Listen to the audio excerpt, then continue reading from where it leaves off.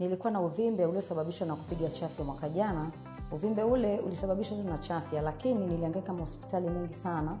Lakini nilivyokuja Eternal, walinikuta kwenye thyroid, zile T zote 3 zilikuwa zimevimba, na wakanipa dawa hii unayoiona hapa ya Girofora, ambayo pamoja na dawa hii inayoonekana hapa Propolis, pamoja na dawa hii ya Broken Ganoderma.